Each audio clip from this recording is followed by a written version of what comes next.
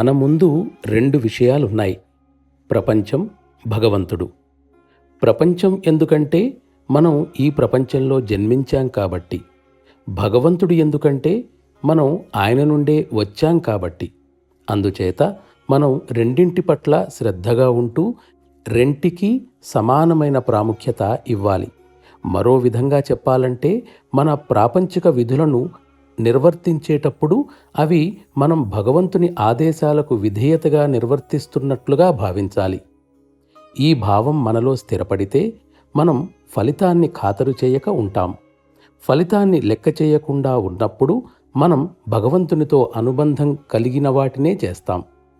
ఇవి నిష్కామరంగం అంటే కోరిక లేని తత్వంలోకి వస్తాయి. అప్పుడు సంస్కారాలు ఏర్పడటం ఆగిపోతుంది.